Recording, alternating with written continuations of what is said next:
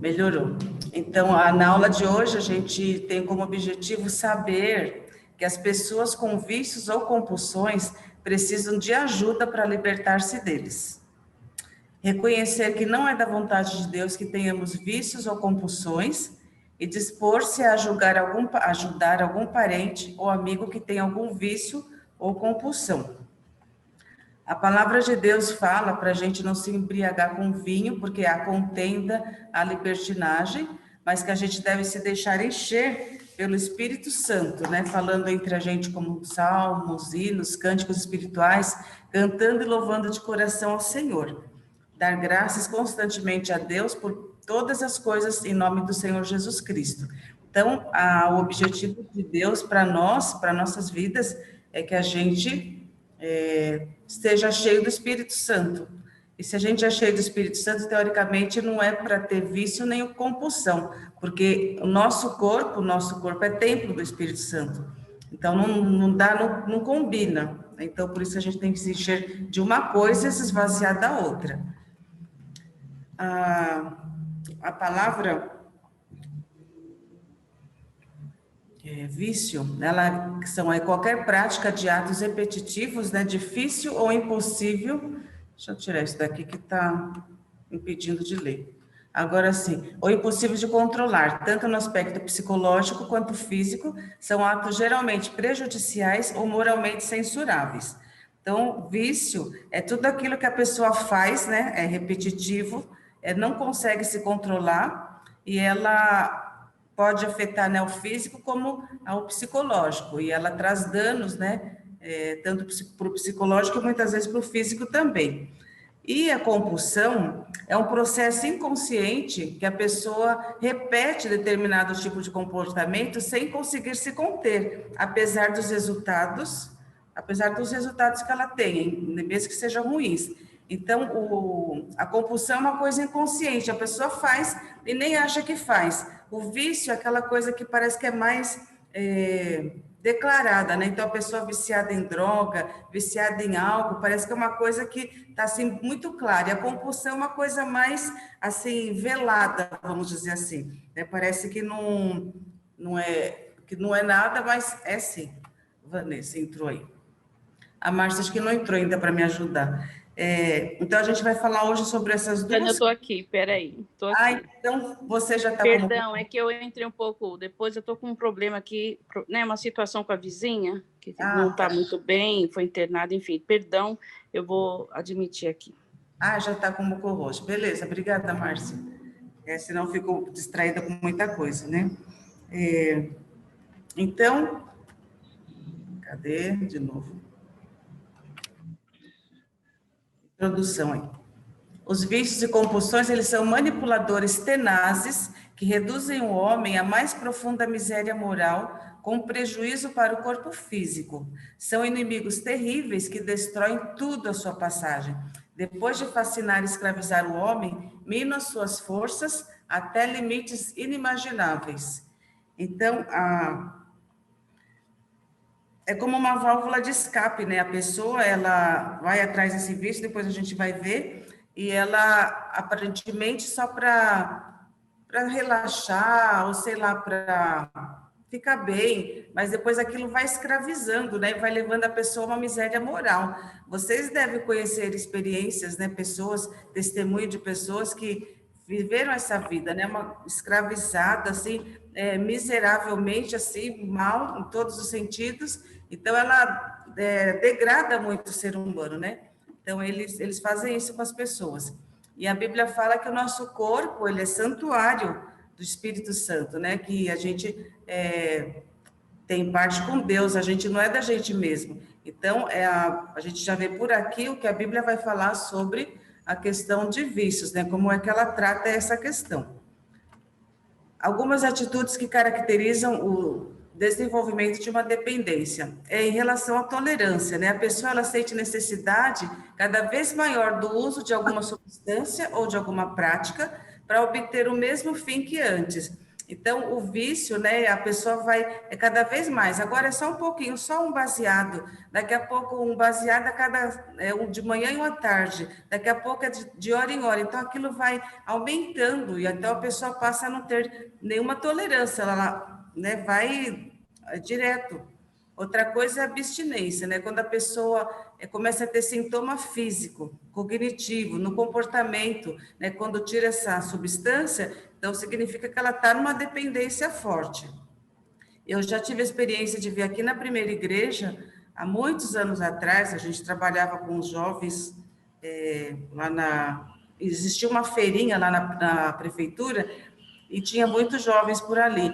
E uma vez de noite veio, né, no culto da noite, um jovem, ele estava numa crise de abstinência, é horrível, a pessoa se contorce, ela exala um cheiro assim pela pele, é muito terrível. Então, a pessoa em abstinência também significa que ela está muito dependente, ela precisa de ajuda.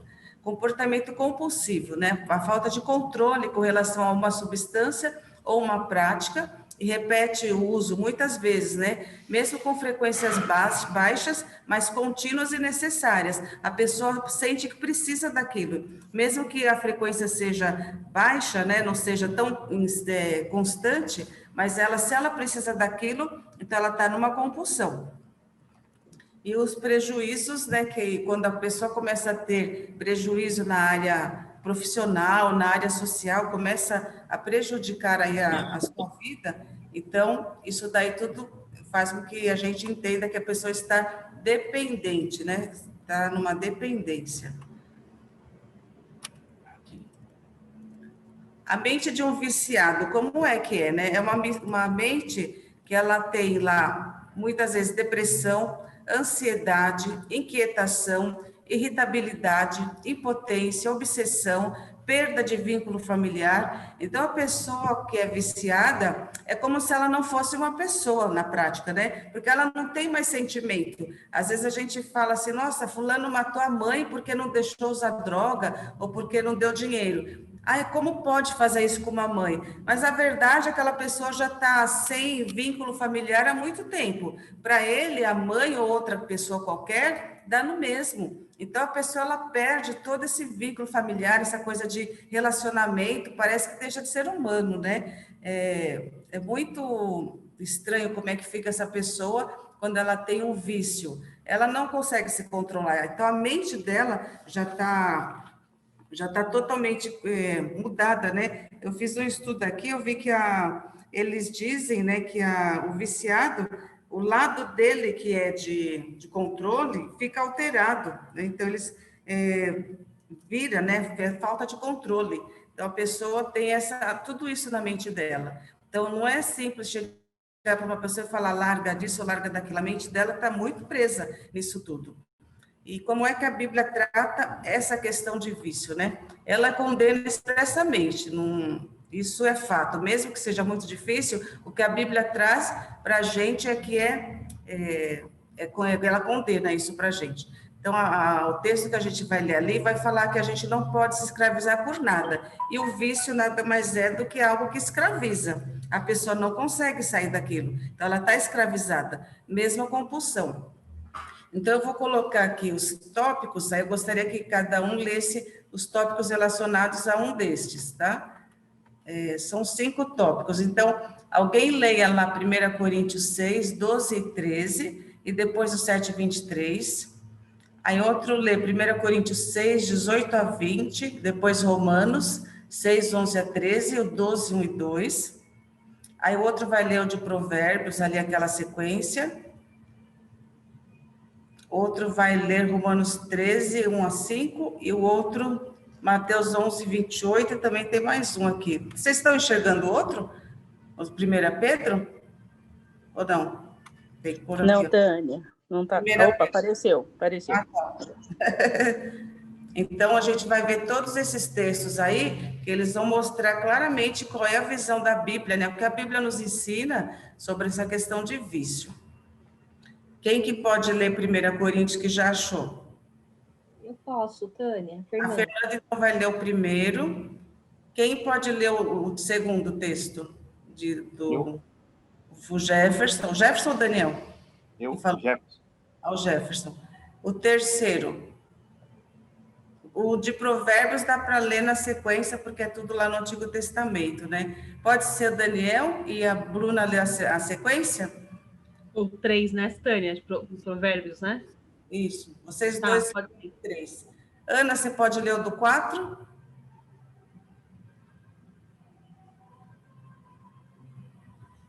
Tânia, você me ouve?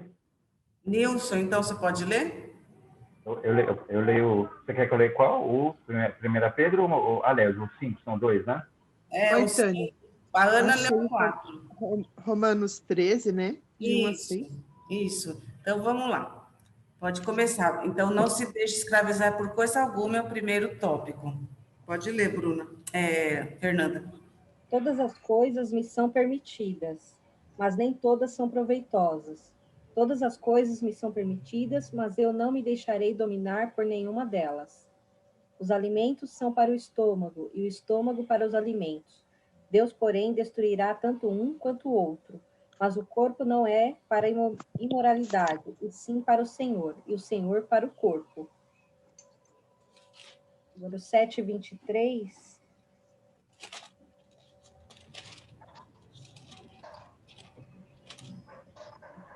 Fostes comprados por preço, mas não vos façais escravos de homem. Então, nesse texto, né, que a Fernanda leu, a gente vê que a questão de não se deixar escravizar por coisa alguma, né? O nosso corpo não pertence a nós mesmos. Então, tudo aquilo que escraviza é vício ou é compulsão. Nós somos chamados para a liberdade, né? Então, nós temos que ter a liberdade de falar isso eu não quero, eu posso até fazer isso, mas eu não quero, eu opto por não fazer porque o meu corpo não me pertence. É como se a gente estivesse usando algo do outro. Então, você, quando faz uso quando é viciado ou compulsivo, você está usando algo que não é seu, nosso corpo não é nosso, pertence ao Senhor, né? O segundo...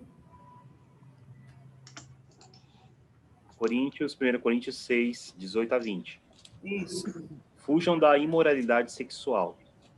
Todos os outros pecados que alguém comete, fora do corpo os comete. Mas quem peca sexualmente, peca contra o seu próprio corpo.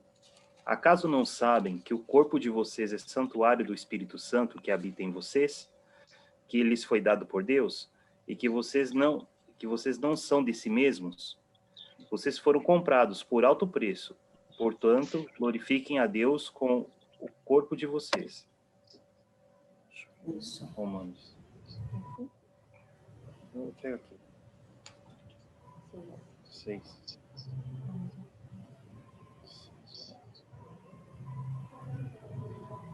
Da mesma forma, considerem-se mortos para o pecado, mas vivos para Deus em Cristo Jesus. Portanto, não permitam que o pecado continue dominando os seus corpos mortais, fazendo que vocês obedeçam aos seus desejos. Não ofereçam os membros dos seus corpos ao pecado como instrumentos de injustiça. Antes, ofereçam-se a Deus como quem voltou da morte para a vida. E ofereçam os membros dos seus corpos a Ele como instrumentos de justiça.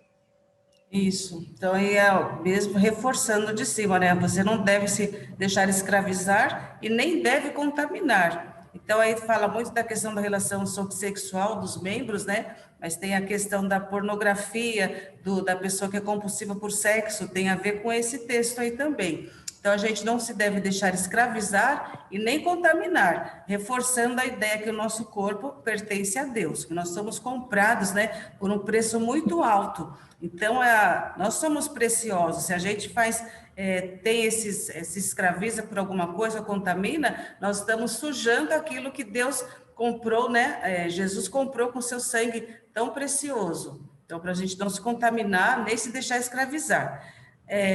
O terceiro tópico, não considere a ideia de beber socialmente. Essa questão do beber social, né? Só uma cerveja, só um vinhozinho. Essa questão de bebida, né? A gente não vai falar que é pecado, declarado, não pode, porque cada um sabe de si. Em relação à bebida aqui no Brasil, por que foi proibida assim, tem essa ideia de que crente não bebe? Porque aqui no Brasil, há um tempo atrás, né, hoje todo mundo bebe desde cedo, mas tinha aquela questão do álcool, da pessoa ser do alcoólico, né, daquela coisa de beber pinga mesmo. Então, para diferenciar, é melhor não beber, não beba. Hoje em dia, se a gente for ver bem, a questão é o sexo, né, porque o sexo está tão difundido, então tem que chegar num ponto de falar, não pode. Então, essa questão de...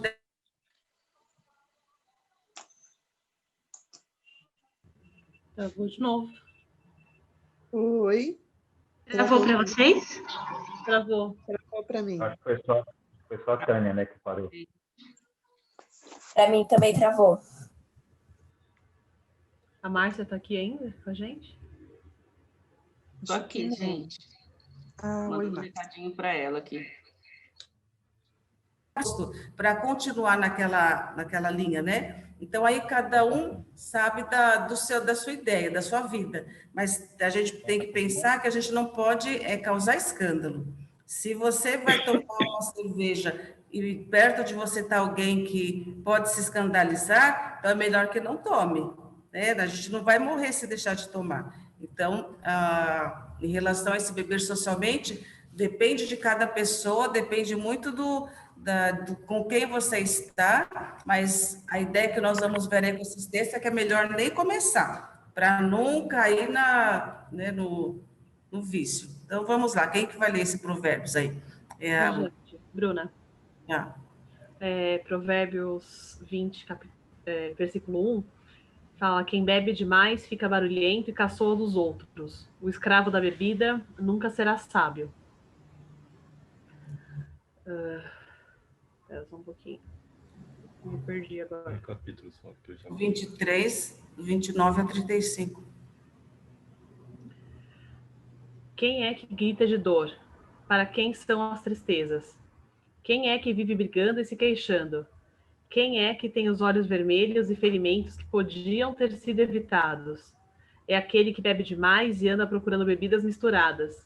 Não fique olhando para o vinho que brilha no copo com a sua cor vermelha e desce suavemente, pois no fim ele morde como uma cobra venenosa. Você verá coisas esquisitas e falará tolices. Você se sentirá como se estivesse no meio do mar, enjoado, balançando no alto do mastro de um navio. Então você dirá: alguém deve ter batido em mim. Acho que levei uma surra, mas não lembro. Por que não consigo levantar? Preciso de mais um gole. 1 Coríntios 5, versículo 11. Mas agora estou lhes escrevendo que não devem associar-se com qualquer que, dizendo-se irmão, seja imoral, avarento, idólatra, caluniador, alcoólatra ou ladrão. Com tais pessoas vocês nem devem comer. Falta o 6. 1 Coríntios de 6 a 9. Então, 6, 9 a 10. 6 de 9 a 10. Mas, ao invés disso, um irmão vai ao tribunal contra o outro, e isso diante de descrentes. O fato de haver litígios entre vocês já significa uma completa derrota. Por que não preferem sofrer a injustiça? Por que não preferem sofrer o prejuízo? Em vez disso, vocês mesmos causam injustiças e prejuízos, e isso contra irmãos. Vocês não sabem que os perversos não herdarão o reino de Deus? Não se deixem enganar, nem imorais, nem idólatras, nem adúlteros, nem homossexuais passivos ou ativos, nem ladrões, nem avarentos, nem alcoólatras, nem caluniadores, nem trapaceiros herdarão o reino de Deus. Gálatas 5, 21. Gálatas 5, 21. As invejas, as bebedeiras, as farras e outras coisas parecidas com essas, repito o que já disse: os que fazem essas coisas não receberão o reino de Deus. Esses textos que foram lidos, né, pela Bruna e pelo Daniel, são bem fortes, né, principalmente aquele Provérbios 23, de 29 a 35, que mostra que a pessoa bêbada, né, ela está à mercê de qualquer coisa, ela não tem consciência de nada, não sabe nem quem fez alguma coisa para ela e nem o que ela fez. Então, a bebida tira totalmente a pessoa do prumo, né? Como se fosse outra pessoa.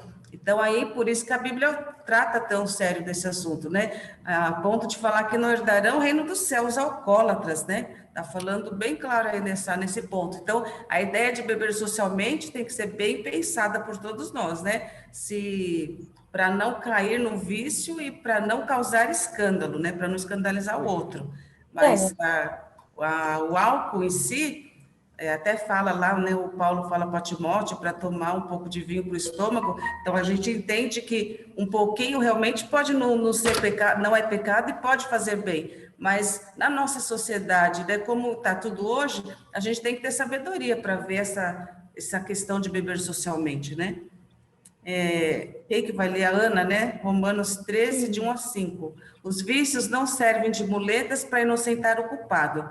Nesse ponto aqui, o autor ele quis dizer que não é porque a pessoa é viciada que ela não deve sofrer a consequência, o dano dela, né? Então, vamos supor, uma pessoa que bateu o carro porque está bêbada. Mas eu não estava nas minhas condições, né, na minha consciência. Não é por isso que vai deixar de sofrer a consequência. Não, vício não serve de muleta para inocentar o culpado.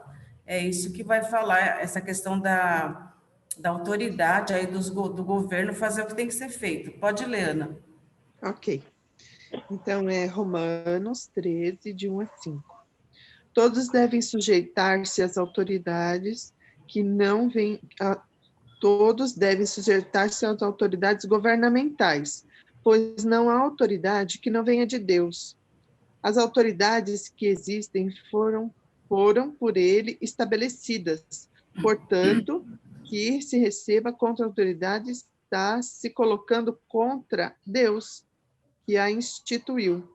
E aqueles que assim procedem trazem condenação sobre si mesmos, pois os governantes não devem ser temidos, a não ser pelos que praticam o mal. Você quer viver livre do medo da autoridade? Pratique o bem, e ela o enaltecerá, pois é serva de Deus para o seu bem. Mas você pode praticar o mal, mas se você praticar o mal, tenha medo, pois ela não porta a espada sem motivo. É serva de Deus, agente da justiça, para punir quem pratica o mal. Portanto, é necessário que sejamos submissos às autoridades, não apenas por causa da possibilidade de uma punição, mas também por questão de consciência. Então, aí está falando do papel que a autoridade exerce na nossa vida, né? Foi colocada por Deus, e se a gente não fez nada de errado, não tem o que temer. Mas as pessoas que cometem erros por serem viciadas, elas também devem pagar a consequência, né? Porque não é por isso que é uma muleta para ela de, eu sou viciada, então não posso pagar, eu sou inocente. Aqui o tópico que o autor coloca é bem isso, você é viciado, mas o seu vício não é muleta, você vai sofrer o dano. E, por último, vícios não resolvem problemas nem reduzem tensões, Nilson. Mateus 11, 28. Venham a mim, todos vocês que estão cansados de carregar as suas pesadas cargas, e eu lhes darei descanso. 1 Pedro 5, 7. Entreguem todas as suas preocupações a Deus, pois Ele cuida de vocês. Então, o vício, aparentemente, ele pode trazer um alívio, né? Só que, na verdade, ele fomenta mais o desequilíbrio. O prazer, ele dura pouco, as consequências são duradouras, né? A gente vai ver no próximo slide por que as pessoas se viciam, mas muitas delas é porque, para reduzir a tensão, eu fumo porque me relaxa. Na verdade, esse relaxar é só no momento, porque depois vai ficar pior, né? As consequências também serão bem desastrosas. Vou ver aqui. Ô, Tânia, posso fazer um comentário? Pode. Com relação a isso que a gente viu, né? Eu já conheci crentes, né? Que bebiam, que fumavam, e falavam que não havia nenhum problema, né? Enfim, eu já conheci, bom, aí era pessoas de seitas, né, mas que falam, não, eu não vejo problema nenhum em beber. Qual é o problema, né? Eu não fico bêbado, eu não faço nada de errado. Enfim, e uma vez um pastor, em uma pregação, o pastor comentou o seguinte, que um conhecido dele, que pastor também, estava passando pela rua e viu um irmão ali no bar que tinha acabado de pedir uma pinga. E aí o irmão ficou todo desconcertado quando viu o pastor e tudo mais. Aí o pastor, irmão, tudo bom? Tá, vamos. Ele falou assim, me dá uma também, igual dele. Aí o cara, mas como assim? O pastor vai beber comigo? Aí falou, meu irmão, é o seguinte, vamos orar, dar glória a Deus e agradecer por essas 2 pingas. Pastor, mas como assim? O senhor falou? Então, se você conseguir dar glória a Deus, Senhor, abençoe esse copo de pinga que eu vou tomar. Aí a gente toma. Se você não conseguir, então a gente vai embora. É claro que eles foram embora. Mas o que eu acho muito interessante se você bebe, se você fuma, se você faz tudo aquilo que as pessoas do mundo fazem, no que você é diferente? Então, enfim, muita gente fala que não tem problema, mas eu não lembro agora aquele versículo, mas se nós, Paulo fala, né, se você, tudo me é lícito, mas em tudo me convém. E tem outro versículo Nilson, que fala... parou? Oi, tá me ouvindo, Tânia? Tânia? A gente está te ouvindo, Nilson, mas acho que ela não. Ok, acho que ela travou de novo. Eu também acho. Vocês me ouvem bem, claro? Nós estamos ouvindo, mas ela está travada, Tânia. Acho que ela deve voltar já. Tânia. Tá.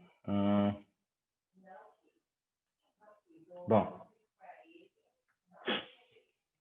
Mas, gente, eu ia só complementar dizendo tudo me é lícito, mas em tudo me convém. E se aquilo que a gente faz se torna pedra de tropeço para o nosso irmão, então a gente não deve fazer.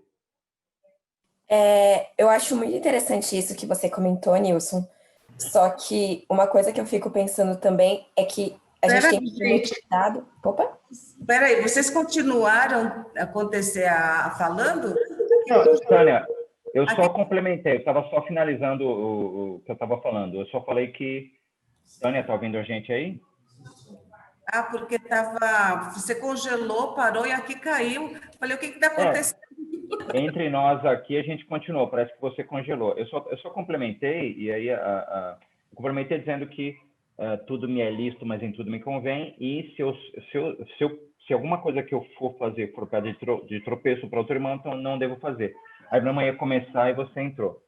Tá. Meu irmão só ia comentar o que eu falei. Tá, joia.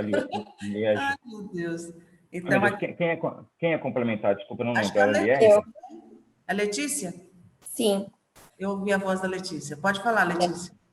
É que assim, eu acho que a gente também só tem que tomar muito cuidado para não jogar o bebê fora junto com a água do banho. Por exemplo, você falou que algumas seitas permitem que os membros bebam e fumem. Mas não são só seitas, tá? Tem igrejas muito sérias. Cigarro, eu nunca vi uma igreja séria permitir, tá?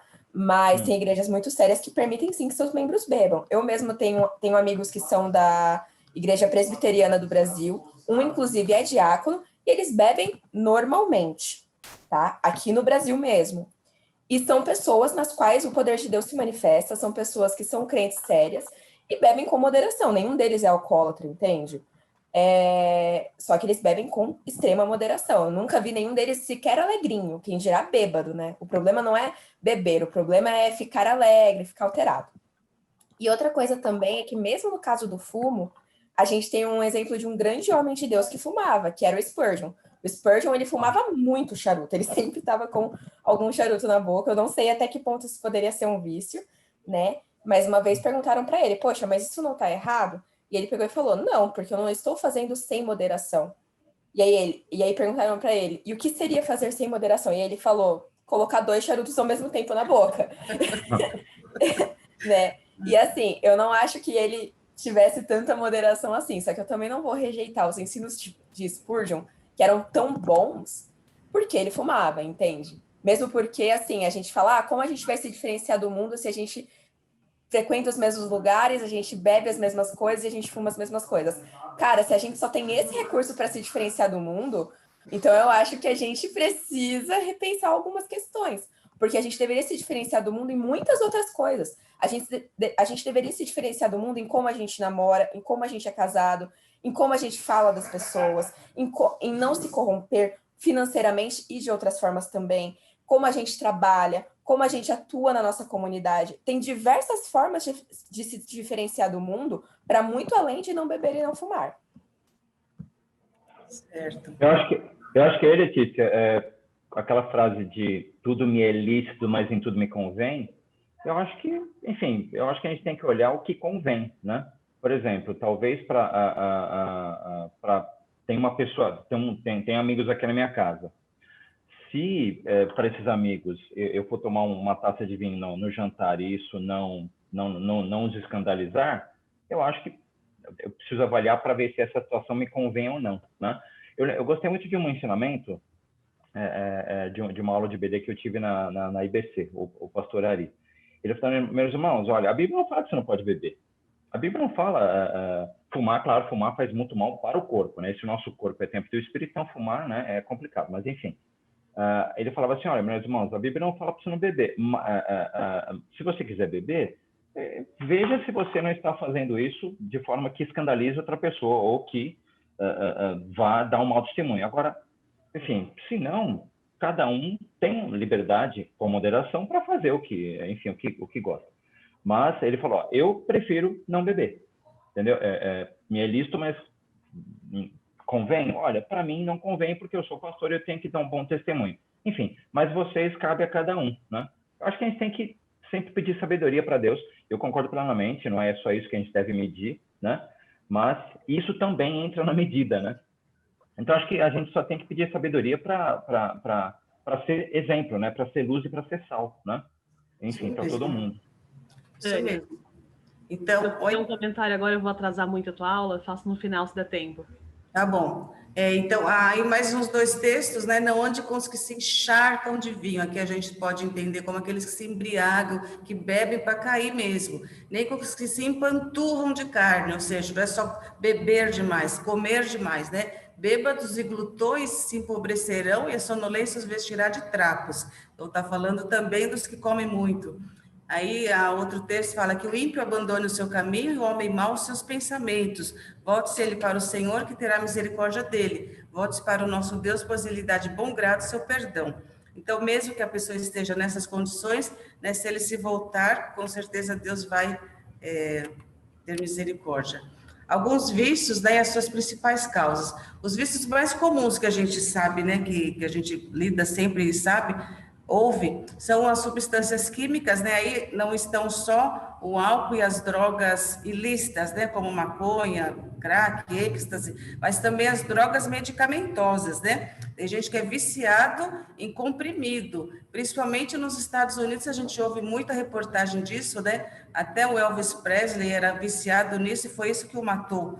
Então, as substâncias químicas, todas elas considerada aí os mais comuns que a gente conhece. Também tem os transtornos alimentares, que quase não se fala, mas também causa, a compulsão acaba levando ao vício de comer, né? Não é que todo gordo tem um transtorno, né? Porque a gente sabe que casos e casos. Tem gente que come pouco e engorda muito por algum distúrbio lá da sua tireoide, sei lá. Mas existe também, não sei se vocês conhecem aqueles quilos mortais do Dr. Now, né? Tem um programa que mostra lá pessoas com 200 quilos, 300 quilos, e estão ali na cama, nem fazem mais nada, só levantam para tomar banho e olhem lá. E essas pessoas, elas comem assim desesperadamente. E quem cuida delas acaba entrando, são codependentes, acabam dando tudo o que eles querem. Então, nesse caso, é um transtorno, é problema. Em relação àquela pessoa que quer se ver sempre magra, que ela já está esquelética, mas ela se olha no espelho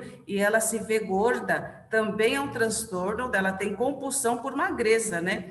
A bulimia também, a pessoa que come demais e vai vomitar para não engordar. Então, tudo isso também entra nessa categoria de compulsão, de vício, né? E a gente tem os outros que não são tão comentados, né? Aquela pessoa que tem compulsão por jogo, por trabalho, por pornografia, por compras, por alimentos, né? Come assim sem sentir o gosto, por segurança, por atividade física. Então, tudo aquilo que as pessoas fazem exageradamente, não consegue ficar sem, ela se torna um comportamento compulsivo, né? Você vê aquelas pessoas de academia, que elas já estão ali marombadas, né? Definidas, mas elas não saem dali, precisa fazer horas e horas. Então, é uma compulsão. E por trás dessa compulsão, desses comportamentos, tanto das substâncias químicas, dos transtornos alimentares e desses comportamentos, existem sempre outros problemas que levam a isso, né? Eu acho que é no próximo slide que a gente vai ver isso. Então, por que a pessoa entra nessa questão de vício, nessa compulsão? Pode ser por influência da família, um mau exemplo dentro de casa. Então, alguém que já mela a chupetinha do bebê e já dá lá uma cerveja, uma pinga, leva a criança junto nos bares, está influenciando, está dando um mau exemplo. Essa pessoa, no futuro, pode se tornar um alcoólatra. Fatores emocionais e psicológicos, assim, acho que esses ganham em disparada, né, para levar a pessoa para uma compulsão ou para um vício. Pessoas que não estão resolvidas, né, lá no seu emocional, que não consegue lidar com os problemas, que vê assim, um problema muito grande, se sente impotente, tudo isso leva a pessoa que é tímida, né? Vou beber uma para poder ficar bem, para chegar nas meninas, ou vou fumar aqui, fuma aí que você vai ficar legal. Então, a timidez, a falta de coragem para tomar atitude pode levar ao vício, o desejo de fuga da realidade por causa da desestruturação familiar, principalmente a ausência paterna, isso tudo leva também aos vícios, a busca por sensações de prazer, tem gente que usa essas coisas só para ficar na boa, né? E a influência e opressão de amigos também leva, e a curiosidade. Então, veja que para a pessoa chegar num ponto de tá caindo, tá ali irreconhecível de tanto que usou droga, ela passou por algum desses fatores, não é de graça, né? O pior é esses que vão por curiosidade, né? Só para agradar os amigos e quando vê estão lá no buraco. Mas muita gente é por conta dessa questão emocional, desse fator psicológico que leva a pessoa a usar essas coisas. Então, aqui a gente vê que principalmente aqui falando do tabaco, né, mas também outros vícios, eles causam problemas na pessoa, assim, na saúde dela, né, até mexe com o cérebro, pessoas que usam droga há muito tempo, depois ficam até, não tem muita capacidade de pensar, de fazer as coisas como o outro que nunca usou droga, né, fica suprimida a sua forma de ver as coisas. E além de todos esses problemas aí, às vezes a família fica totalmente desestruturada, se torna codependente. Então, o vício, ele é devastador, né? Como a gente viu lá no primeiro slide, que as pessoas, que o vício, ele leva a uma miséria, né? Tanto moral quanto física. E muitas vezes a pessoa, quando se torna viciada, ela é como o condicionamento, né, do cachorro. Não sei se vocês lembram dessa experiência de Pavlov, né, que mostra a coisa, o cachorro saliva. Então, a pessoa, diante de uma comida, diante da possibilidade de beber, ela fica salivando, ela está condicionada àquilo. E tem um texto que eu li, que às vezes a pessoa que bebe muito, que é assim, alcoólatra, nem é o álcool em si que deixa ela assim, é a possibilidade de ir e de saber que vai ter o álcool na mão. Aí quando ela toma, aquilo nem é mais tanto problema, porque já passou dessa fase. Mesma coisa a pessoa que é por comida, né? Quando vê uma geladeira, ela tem que comer. Quando ela vê um pudim, enquanto ela não vê o fundo, lá na pia, ela não para. Então, essa questão de estar salivando, de estar condicionada, são comportamentos que condicionam. Então, como é que vai se livrar disso? Só colocando outro comportamento no lugar. E aí a Bíblia fala que Jesus diz, né, que o Espírito Santo viria e esse Espírito Santo é que vai nos ajudar. Não vamos ler esse texto agora, mas os slides serão enviados, vocês podem ler depois. Então vai falar que o Espírito Santo ele vai convencer do pecado, da justiça, do juízo, e o outro texto vai falar do fruto do Espírito, né, as características. Dentre elas tem lá o domínio próprio. Então, a pessoa, ela precisa ter o domínio próprio para sair dessa situação. Então, só é o Espírito Santo que ele pode convencer o pecador, Tá errado, do pecador. Regenerar o homem, dar ao homem o domínio próprio, satisfazer o vazio existencial e desenvolver no homem o caráter de Cristo. Então, quando a gente fala de questão de vício e compulsão, a gente não pode tirar o Espírito Santo da jogada. Existem muitas formas aí que usam, né? Tem as clínicas, tem medicamentos, tem terapias, mas o principal é a ação do Espírito Santo. Quantos testemunhos nós já ouvimos, né, de pessoas que eram viciadas, que levavam uma vida desgraçada, e aí quando conheceu Jesus, quando teve esse encontro e pôde ser liberto. É lógico que uma coisa não prescinde a outra. O Espírito Santo vem e faz tudo isso, mas ele tem que ter a terapia, tem que ter o acompanhamento. Aí, mais uma vez, esse texto que já foi lido. Já tem também. Aí eu queria falar para vocês, né? O Celebrando a Recuperação, ele vai bem nessa linha do Espírito Santo agir na pessoa. Ele é um ministério que ele é centrado em Jesus. Ele visa restaurar vidas que foram destruídas, prejudicadas ou estão sofrendo por causa do vícios, traumas ou maus hábitos, né? É um programa bíblico de como Deus nos santifica e nos ajuda a vencer os maus hábitos que cultivamos em nossas vidas.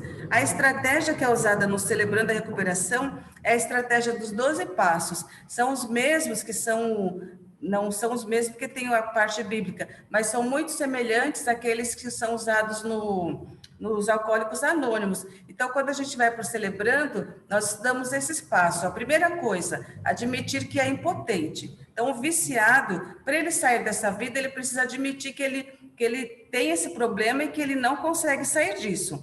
Aí eu falo para vocês, né? Essa questão dos viciados lá na aula. O principal é a questão de admitir que tem problema. Eu tenho compulsão por alimento, eu tenho compulsão por compras, eu tenho essa coisa, então a pessoa admitir e chegar diante de Deus, né, pedindo ajuda. Infelizmente, tem uma multidão de pessoas que está escravizada pelo vício. Muitos alcançarão a liberdade, outras não. A gente vê que muitas tiram a sua vida, morrem por overdose, acabam não se recuperando.